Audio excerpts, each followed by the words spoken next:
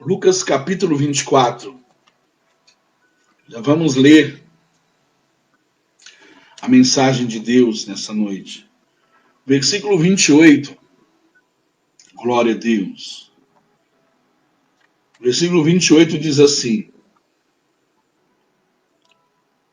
E chegaram à aldeia para onde iam, e ele fez com que ia para mais longe. E eles o constrangeram, dizendo: Fica conosco, porque já é tarde, e já declinou o dia. E entrou para ficar com eles.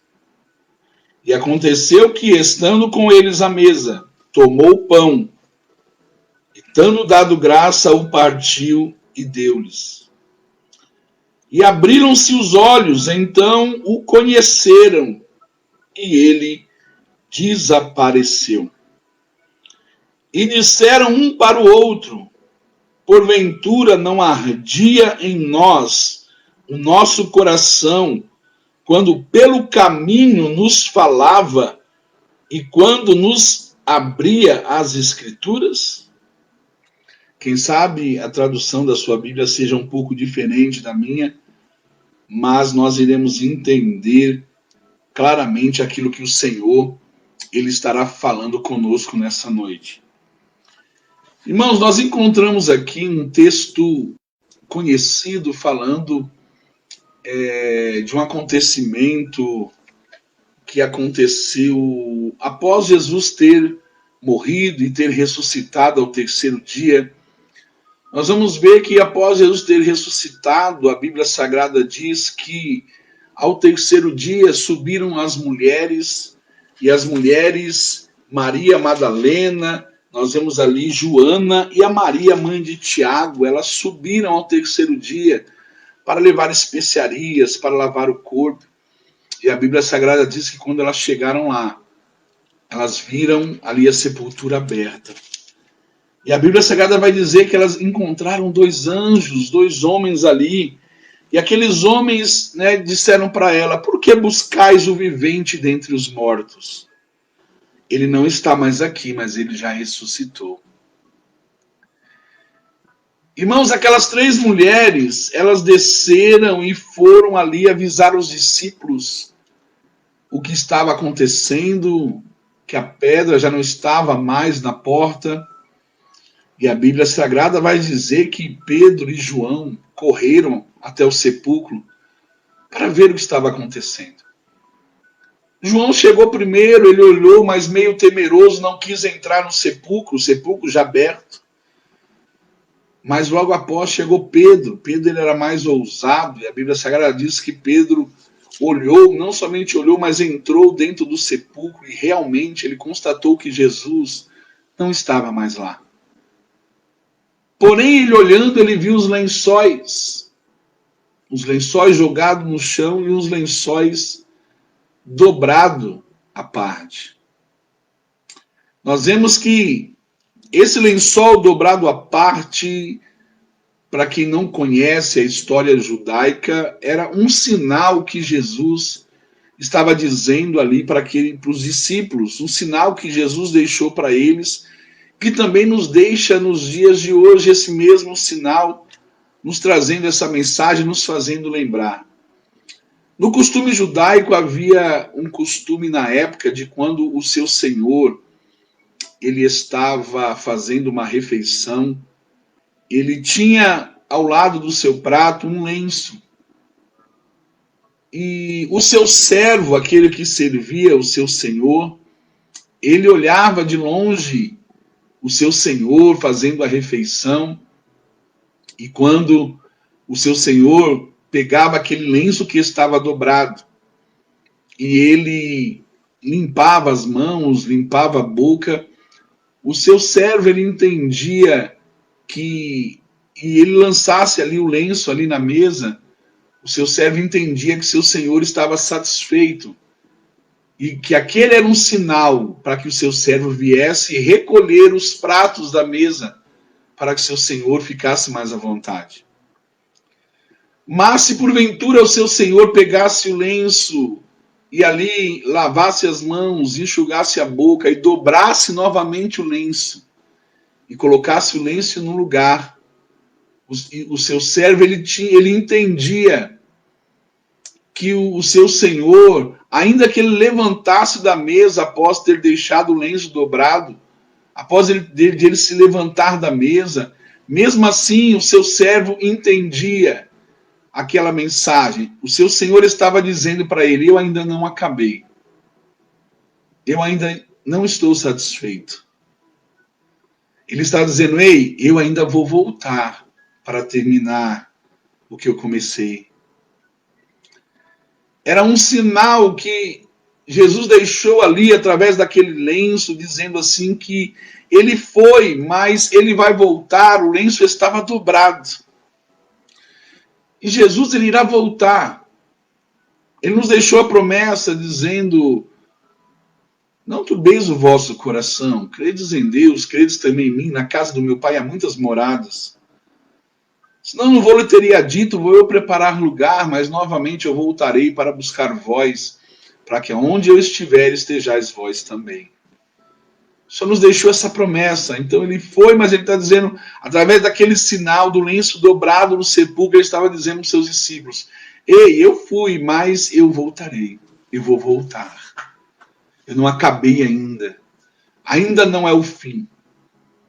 Jesus já está falando com pessoas aqui, dizendo: ei, ainda não é o fim.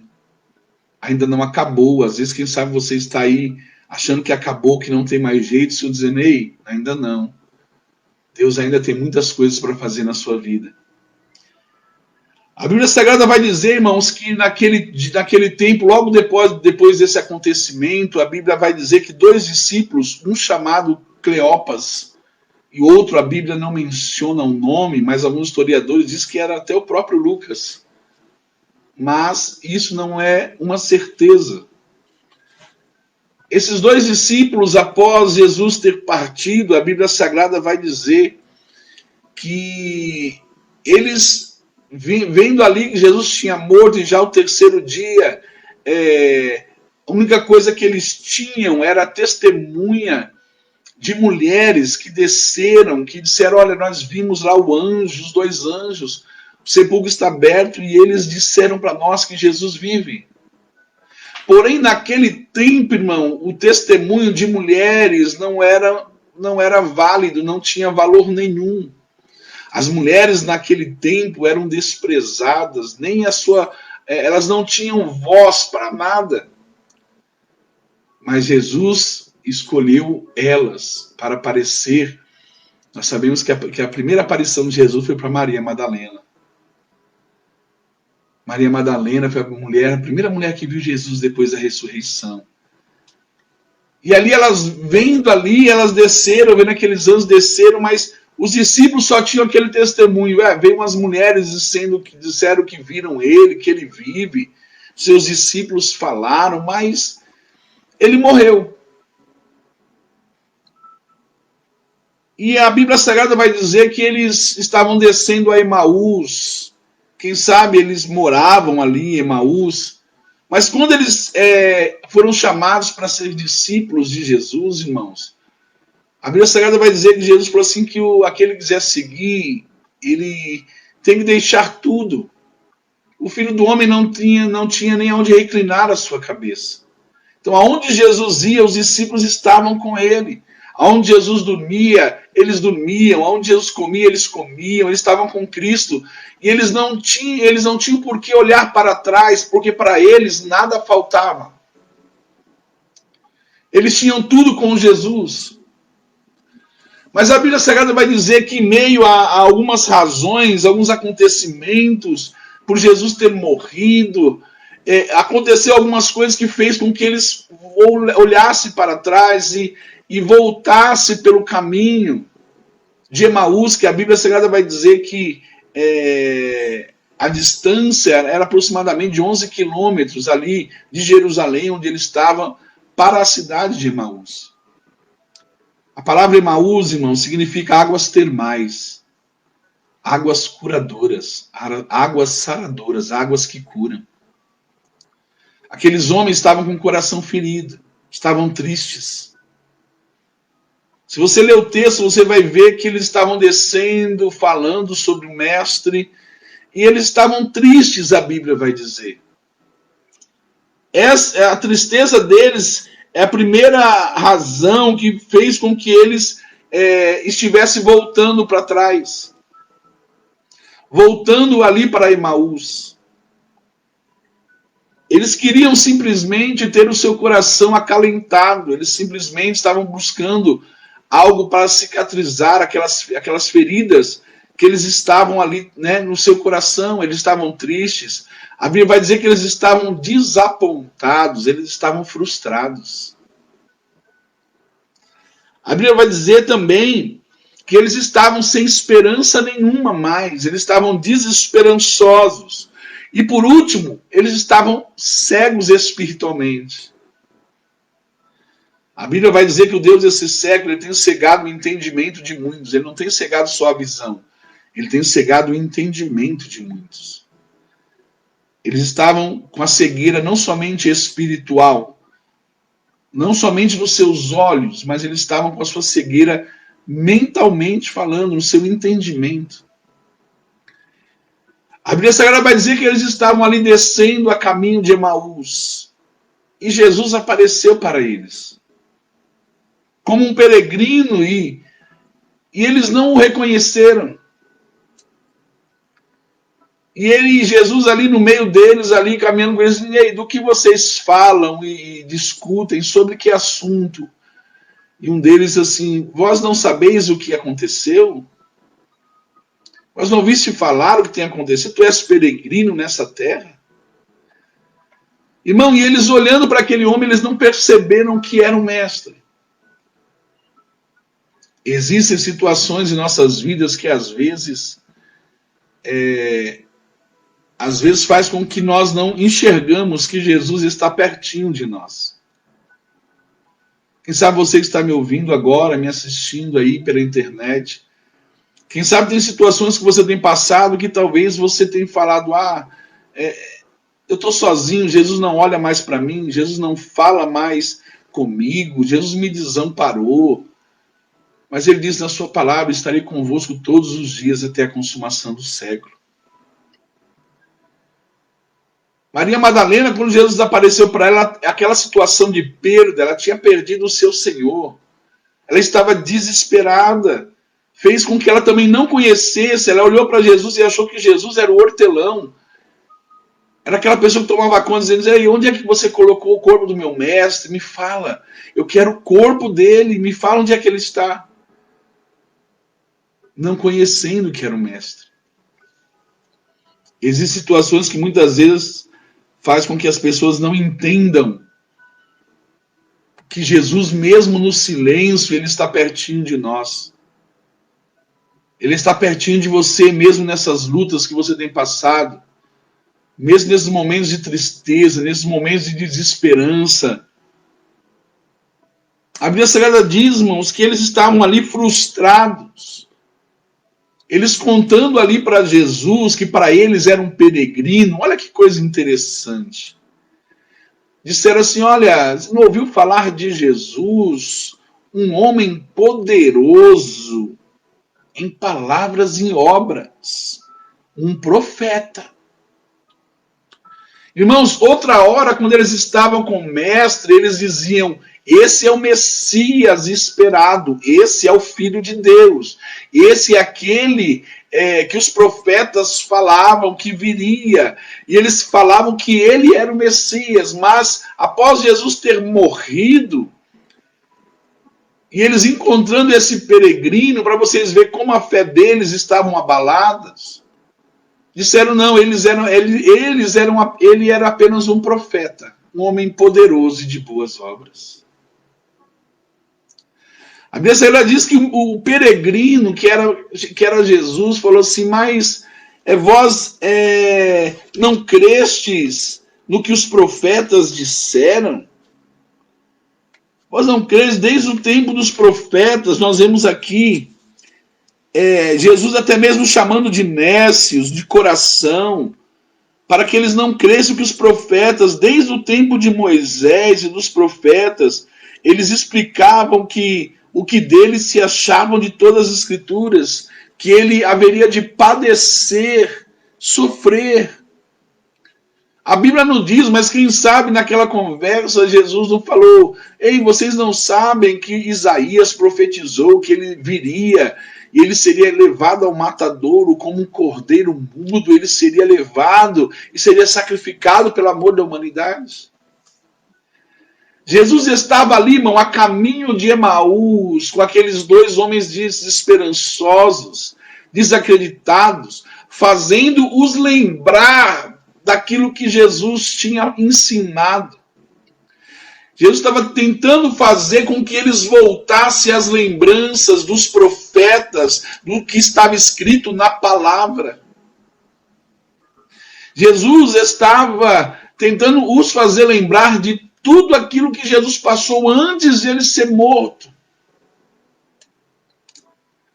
Jesus queria que eles lembrassem. E a Bíblia Sagrada vai dizer que eles ali conversando, eles estavam ali voltando, ali desesperançosos, como nós já falamos. Eles estavam decepcionados, irmãos. Por que decepcionados? Porque quando eles estavam andando com Jesus, os homens disseram: ele é o Messias esperado, ele é o Mestre, ele é o Filho de Deus. Ele é aquele a qual os profetas disseram que viria para ser rei dos judeus e livraria os judeus ali da opressão de Roma. Ele seria o libertador do povo de Israel. Mas aí aquele homem morreu. E eles ficaram: não, se ele fosse o Messias, ele não morreria. Como é que ele morreria sem libertar Israel? Nos contaram isso, talvez o que nos contaram é mentira. Eles estavam, irmão, voltando para trás, quem sabe porque eles achavam que tudo aquilo que eles tinham ouvido de Jesus era verdade. Mas aí eles viram que Jesus morreu, que não aconteceu. Quantas pessoas hoje, irmão, voltam para trás?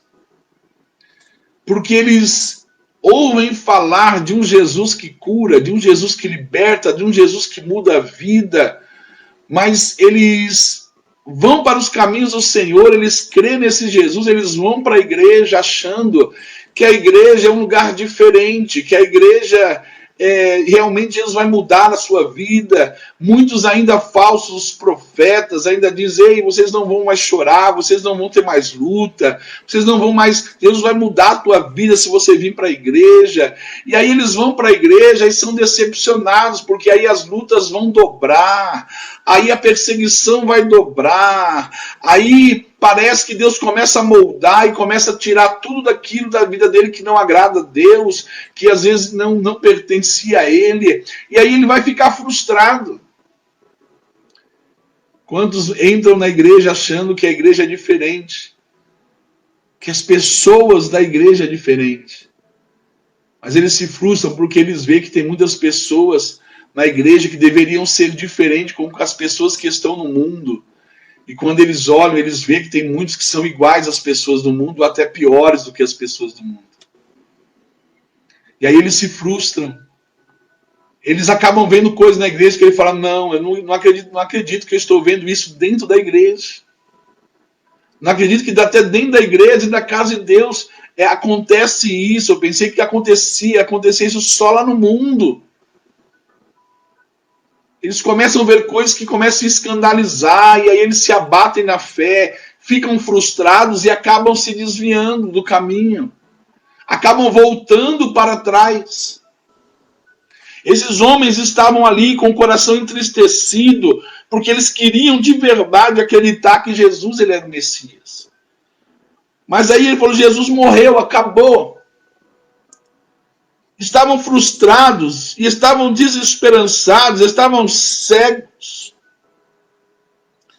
A Bíblia vai dizer, o texto que nós lemos aqui, que quando eles chegaram próximo ali, naquela aldeia de Emaús, a Bíblia diz que Jesus ele insinuou que ia para um lugar, e aqueles homens, mesmo estando fracos, mesmo estando ali desesperançosos, eles ainda tinham algo que, para quem não conhece, a Bíblia chama de dom de serviço, que se chama hospitalidade.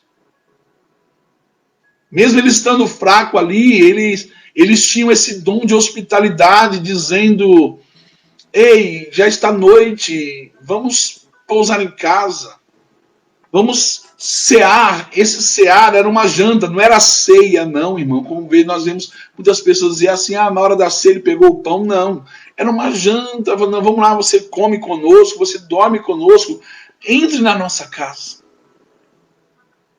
E eles convidaram Jesus para entrar. Jesus entrou ali na casa daqueles discípulos, mas nós sabemos que quando Jesus ele entra numa casa, ele entra com um propósito. Jesus não vai entrar numa casa só para dormir ou só para comer, não. Jesus tinha propósito na casa daqueles discípulos, como nós vimos e nós conhecemos as casas que Jesus entrou, nas bodas de Caná, como foi falado. Ele tinha um propósito de transformação, transformar a água em vinho. Nós vemos que quando ele entrou na casa de Marta e de Maria, foi para consolar e preparar o coração delas para o que viria mais adiante. Jesus entrou na casa da sogra de Pedro para curar ela de uma enfermidade. Jesus, ele entrou na casa de Jairo para trazer vida para uma menina que estava morta. Jesus entrou na casa de Zaqueu para proclamar a palavra e para salvar aquela casa. Proclamar salvação para aquele lar. Jesus entrou na casa do Pai, no templo. E ali no templo ele entrou também com um propósito: enxotar os cambistas que estavam ali comercializando ali a palavra, fazendo coisas que não estavam agradando a Deus. A Bíblia diz que Jesus ele pegou a Zorrague e colocou eles para fora, dizendo: é a casa do meu Pai, é casa de oração. Jesus, até mesmo quando entrou na casa do Pai, tinha um propósito: fazer uma limpeza, tirar tudo que não agrada. Será que hoje você pode convidar Jesus para entrar na tua casa, para ele fazer não aquilo que você quer que ele faça, mas para que ele venha entrar na tua casa, para ele fazer o que ele precisa fazer? Será que você está preparado nessa noite para receber Jesus na tua casa?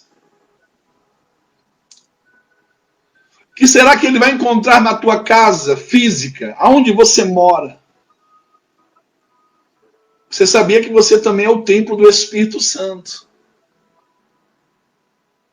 E você, como o templo do Espírito Santo, muitas vezes Jesus ele entra para fazer uma limpeza, para tirar muitas coisas, muitas mobílias, muitas mobílias velhas que precisam ser tiradas, para que ele venha derramar mobílias novas sobre a tua vida. Eu vejo pessoas dizendo: Senhor, eu quero viver algo novo. Tem até um louvor que as pessoas dizem: eu quero viver algo novo. Um dia eu estava num lugar e eu vi assim, um grupo louvando, e na hora que eu estava ali, Jesus falou comigo: meu servo, diga para os meus filhos que tem muitas pessoas que não podem receber algo novo da minha parte, porque o lugar que eu preciso descer, esse algo novo na vida deles, estão sendo ocupado pelas coisas do velho homem, pelas coisas velhas. E enquanto eles não tirarem as coisas velhas, não tem como eu descer algo novo sobre a vida deles. Para Jesus descer algo novo, precisa ter espaço, precisa tirar aquilo que não agrada a Deus, para Deus derramar algo novo, para nós vivermos em novidade de vida.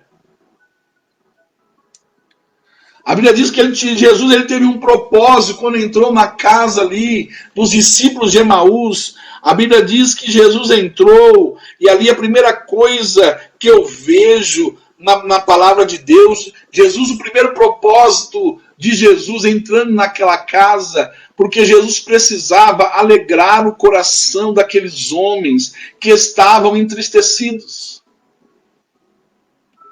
Quem sabe você está me ouvindo agora e tem situações que têm saído do teu controle. Tem situações que têm te deixado entristecido. Quem sabe alguma coisa que tem saído ali, acontecido coisas que você não imaginava que fosse acontecer. E isso tem entristecido o teu coração. Mas o Senhor está dizendo, ei, da mesma forma que ele entrou com propósito na casa de Emaús para levar para aqueles homens alegria, o Senhor está dizendo, se tu creres, hoje ele também entra aí na tua casa. Ele entra aí na tua casa para tirar essa tristeza, tirar esse aperto, tirar essa amargura, essa angústia do teu coração, esse sofrimento a qual você tem vivido, essa tristeza que tem te corroído.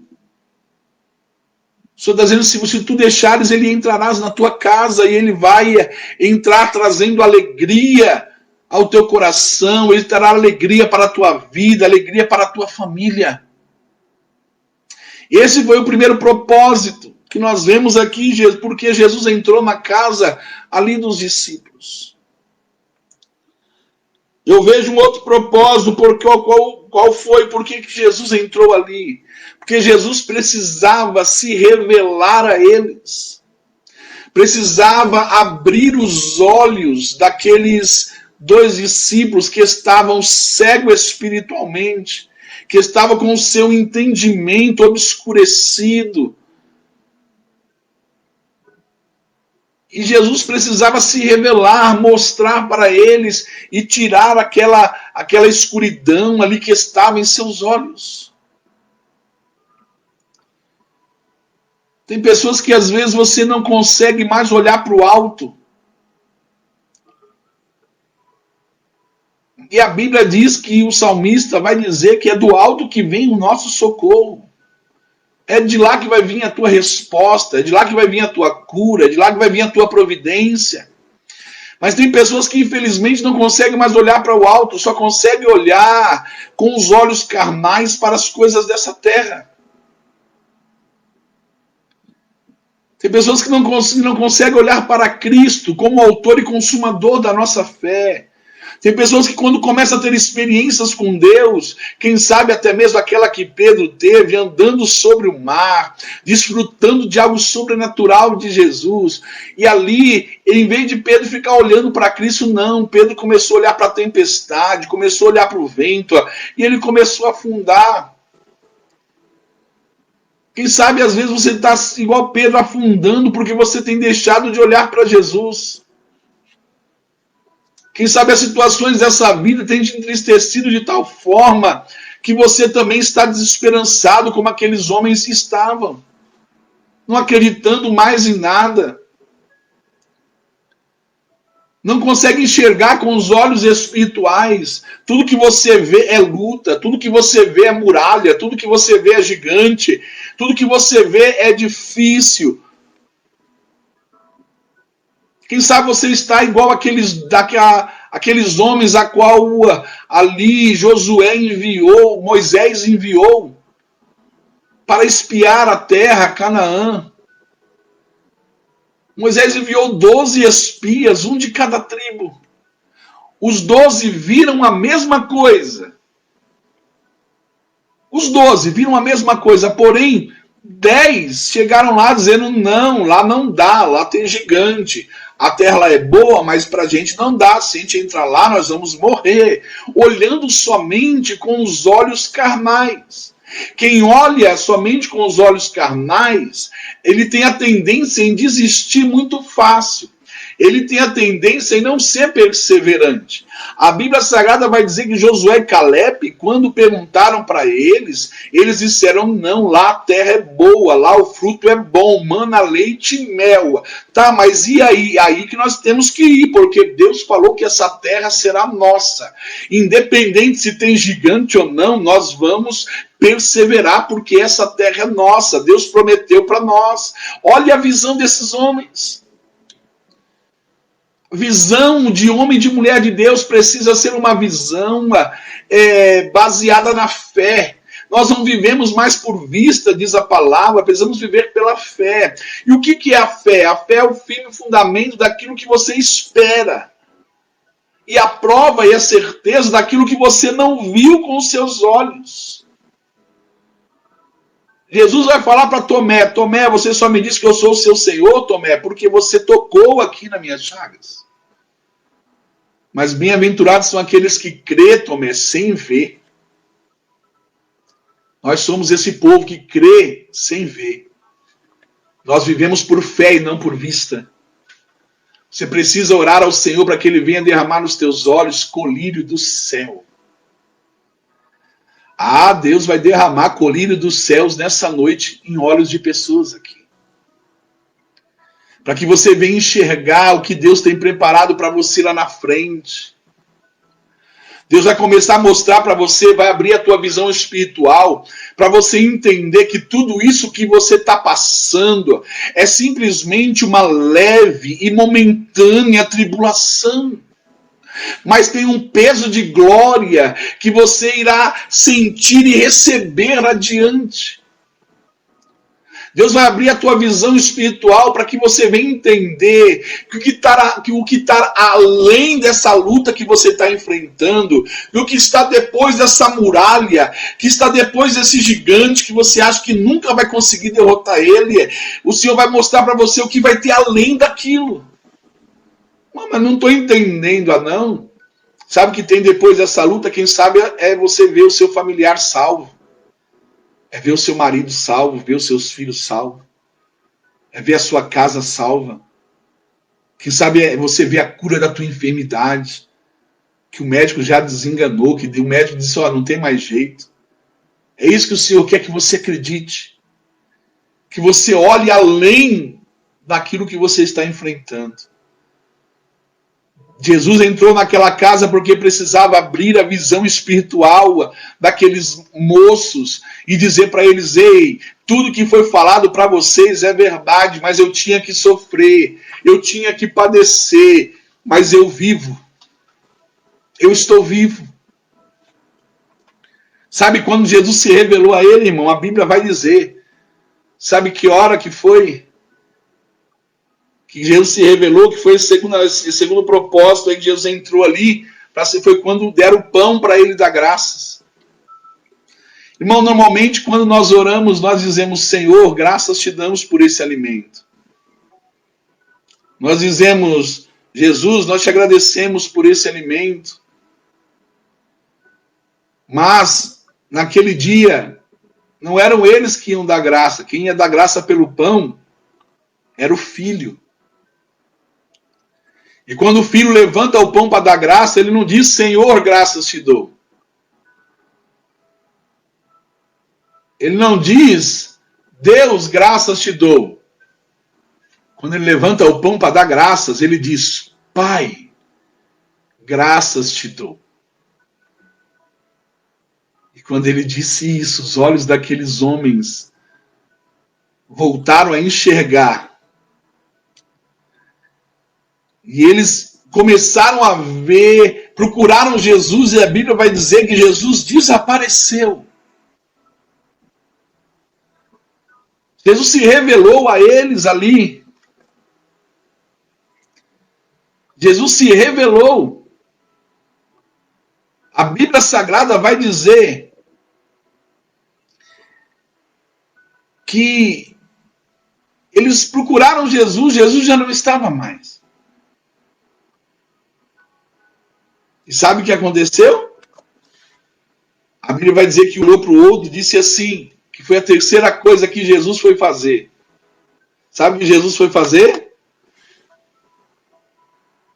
Jesus foi acender no coração daqueles homens a chama da esperança. Aqueles homens estavam desesperançados. Aqueles homens estavam sem esperança. estavam já com a chama apagada, já não estavam mais acreditando em nada, estavam ali desesperançosos, porque um olhou para o outro e disse assim: ei, quando ele falava conosco, porventura não ardia o nosso coração quando ele falava conosco? Jesus está dizendo para pessoas: ei, eu vou acender novamente essa chama que está apagada aí no seu coração. Essa chama que já está quase se apagando, porque você não acredita mais nas promessas. Quem sabe você está me ouvindo agora e está dizendo: mas Senhor, é tanta revelação, tanta profecia, tanta coisa que o Senhor diz, e parece que você está com esses homens frustrados porque nada acontece. Quem sabe você está frustrado porque nada acontece. Em vez de das coisas melhorar, parece que está piorando. Parece que tudo está piorando. E você fala: meu Deus, cadê as promessas? Parece que nada acontece. E esquece que Jesus, ele disse que no mundo nós teríamos aflições. Ele disse que no mundo nós teríamos que carregar a nossa cruz também. Que a cruz dele foi pesada, mas a nossa talvez seria pesada, nós precisamos carregar ela. Ele disse: aquele que quiser me seguir, pega a tua cruz dia após dia e siga-me. Renuncia a si mesmo. Renuncia ao seu eu, renuncia a sua vida para viver aquilo que eu tenho para você. Jesus está falando com pessoas aqui. Sua cruz parece que está pesada, mas olha para o Gólgota. Vê o sofrimento que Jesus passou. Às vezes fala: o seu sofrimento está difícil. Vê o que Jesus passou. Tenta comparar o teu sofrimento com o sofrimento do Mestre na cruz. Jesus falou assim que não seria fácil, seria difícil, mas valeria a pena. Estamos aqui, somos peregrinos nessa terra, irmão. Quanto tempo nós temos de vida ainda? O que dura uma vida? O que é uma vida? Nós vamos ver na Bíblia Sagrada que Salomão, um dos maiores sábios, ele vai dizer que a vida é como um vapor. Ela está aqui, logo ela se esvainece. Isso é a vida. E por que não viver fiel a Deus nessa vida que estamos vivendo agora, uma vida passageira? Quanto tempo nós teremos ainda de vida? Nós temos ainda, irmãos, uma vida eterna que está nos aguardando. Não é uma vida de 100 anos, 200 anos, 300 anos, não. É uma vida eterna.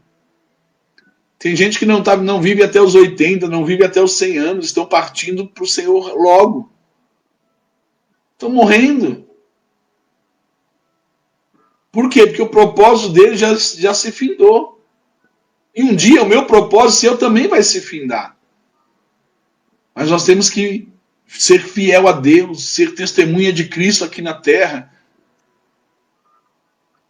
mostrando a gratidão pelo que ele tem feito por nós, pelo que ele fez por nós na cruz do Calvário, e confiando na salvação, a esperança da glória. Precisamos acreditar que o Senhor é aquele que nos fortalece, ele é o maior interessado em abençoar a nossa vida, é o maior interessado em nos curar, ele é o maior interessado em abrir as portas, em nos agraciar, mas o maior interesse de Jesus é salvar a tua alma. Não adianta você receber a cura da tua enfermidade e você perder a tua alma. Não adianta ele abrir a porta de um melhor emprego nesse mundo para você e você perder a tua alma. Não adianta ele te fazer uma pessoa conhecida e você perder a sua alma, e você se encher de vanglória, de soberba. Não adianta ele te tirar dessa cadeira de roda, se ele sabe que você vai perder a sua alma se você sair daí. O maior interesse dele é de salvar a tua alma. Ele quer que você simplesmente volte a acreditar Por isso que nessa noite o Senhor nos deu essa palavra, para Ele acender no teu coração esse desejo de morar no céu, esse desejo, essa esperança. Olha, Ele vive. Então vamos voltar para Jerusalém. Eles voltaram para Jerusalém. Vamos ficar lá com os discípulos, porque precisamos estar onde Ele falou para nós estarmos. Eles ficaram em Jerusalém até que do alto sejais ser vestidos de poder e semeis testemunhas em Jerusalém, Samaria, Judéia, aos confins da terra. O Senhor está dizendo assim que tem pessoas que têm promessa. E você precisa voltar a acreditar nessas promessas. Não desista dos teus sonhos, não desista dos teus planos. Se seus planos estão debaixo dos planos perfeitos de Deus, se seus projetos você tem colocado nas mãos do Senhor, saiba que Ele é fiel para administrar a tua vida. Volte a acreditar, volte a ter esperança de você ver o teu familiar liberto. Volta a ter a esperança de ver a tua vida, o teu casamento restaurado. Volta a ter esperança de você voltar a andar, de você voltar a caminhar, voltar a fazer a obra de Deus. Voltar a ter saúde. Acredite que o Senhor Ele pode fazer isso. Volte a acreditar. Jesus acendeu no coração deles e ardia a palavra quando eles recebiam. E o Senhor, eu tenho certeza que está fazendo também essa palavra arder no teu coração. Porque a voz com certeza é minha, mas as palavras não é minha, as palavras é do Mestre. E a palavra ela não volta vazia, mas faz aquilo que o Senhor o apraz, aquilo que o Espírito Santo lhe apraz.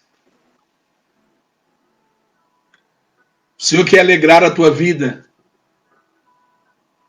O Senhor quer alegrar, o Senhor está dizendo para você olhar para Ele. Olhe para Ele. Pare de olhar para o homem. O homem é falho, o homem é como você. O homem vai errar. O homem vai deixar você frustrado. Muitas vezes Deus vai permitir até você passar por desilusão, irmão. Desilusão é algo de Deus, você sabia disso? Que é isso, irmão? É desilusão. É algo de Deus. Quer dizer, quando a pessoa começa a se iludir com algo, parece que ela começa a sair da terra, parece que ela começa a flutuar, ela começa a viajar, ela começa a se iludir com coisa, aí Deus fala, ei, peraí, eu preciso dar um basta. Aí Deus permite a desilusão chegar. Aí Deus fala, não, meu filho, está na hora de você pôr os pés no chão. Minha filha, está na hora de você pôr os pés no chão. Não é bem assim, não. Ei, o homem está te iludindo. De calabanderebedei. Ei, o que você está vivendo é mentira. É caminho que muitos parecem ser perfeito, mas é caminho que vai te levar para a morte. Lamanderebedei. O caminho é apertado, a porta é estreita. Ainda que doa, ainda que você chore, persiga nesse caminho, persevera nele. Persevere orando, clamando ao Senhor para que Ele venha ungir os teus olhos. Porque nesse caminho apertado, o diabo mostrou para Jesus lá no pináculo, ei, olha aí, ó, a glória é toda minha. Se prostra diante de mim que eu te darei toda essa glória. No meio desse caminho estreito vai ter muitos becos, vai ter muito atalho. E esses atalhos vai chamar a atenção. Esses atalhos vão querer te dar aquilo que tanto você quer. E muitas pessoas às vezes estão entrando por esse atalho. Esse atalho aparentemente é bonito. Aparentemente, por quê? Porque a porta é larga, o caminho é espaçoso. Lá não tem espinho, lá só tem flores. Manda rabadai. Lá não tem repreensão, lá só tem pessoas que vai ser conivente com o teu erro, vai dizer que não tem problema, que não tem nada a ver, que Jesus te ama do jeito que você é, do jeito que você tá, que Ele só quer o teu coração. Vai ser pessoas te bajulando, dizendo que você canta bem, que você toca bem, que você prega bem. Lá não vai ter cobrança. Mas é atalho. Esse atalho vai até te dar algum tipo de prazer momentâneo. Até mesmo um tipo de alegria momentânea. Mas o Senhor está dizendo, ei, volta para o caminho apertado e para a porta estreita. Muitos têm tido oportunidade e têm voltado enquanto há tempo. E o Senhor tem recebido e tem abraçado, tem consolado, tem limpado de toda a sujeira, dos atalhos da vida que eles tomaram. Mas tem pessoas que infelizmente têm perdido a sua vida e a sua alma nesses atalhos. Não olhe para atalho, não deixa que nada chame a sua atenção, nada tire o teu foco do céu, nada tire o teu foco de Cristo. Eu coloquei, o apóstolo Paulo vai nos dizer, já para encerrar nossa mensagem. O apóstolo Paulo vai dizer que não há nada nessa terra comparado com a glória que há de se revelar em nós naquele grande dia. Não tem nada nessa terra que pode preencher o coração de alguém que almeja o céu. Nada, nem ouro, nem prata, nem joias, nem prazeres momentâneos, nem diversões passageiras, nada que tem nessa terra consegue preencher um coração que está voltado para as coisas do céu, um coração que deseja ver o céu do lado de dentro, um coração que almeja ter as coisas de Deus, um coração que deseja ter mais do Espírito Santo, um coração que está aberto para fazer não mais a tua vontade, mas para dizer, Senhor, cumpra-se em mim o teu querer. Revedei que eu monde calabandai, cumpra-se em mim a tua palavra, cumpra-se em mim a tua vontade. Nada irá preencher um coração de um verdadeiro adorador, daquele que adora a Deus em espírito e em verdade. Na hora da prova, da luta, não importa o que você esteja passando, você é adorador, você é escolhido. Esses discípulos eram escolhidos. Jesus falou assim, não foi vós que escolheste a mim, mas eu escolhi a vós. Eles eram escolhidos, Jesus foi buscar, eles estavam voltando. E normalmente quando a pessoa se frustra, ela tem tendência em voltar. Quando Jesus morreu, a Bíblia diz que Pedro voltou a pescar. Pedro falou assim, vou pescar. Jesus morreu, não tem nada para fazer. E os outros disseram, vou também. Aí foram pescar. Peraí, mas Jesus já não tinha falado para Pedro que ia fazer dele pescador de homens, não mais de peixe? Deus está falando com pessoas aqui. O que você está fazendo aí? Está na hora de você voltar. Não era para você ter voltado atrás. Deus te chamou e disse que ia fazer coisas grandes pelo seu intermédio. Deus disse que ia te usar como profeta nessa terra, que te chamou para você ser pastor, para entregar um ministério nas tuas mãos, para você trabalhar para o reino. Porque está voltando a pescar, Deus te chamou para ser pescador de homens. Mas você só vai ver isso quando Jesus ele ungiu os teus olhos e abrir a sua visão espiritual. Eu tenho certeza que nessa noite ele já está fazendo isso. Guarde essa palavra no teu coração. Um coração que é voltado a Deus, ele arde quando ele ouve a palavra da verdade. Um coração que é voltado a Deus, que quer as coisas do alto, ele ama a palavra.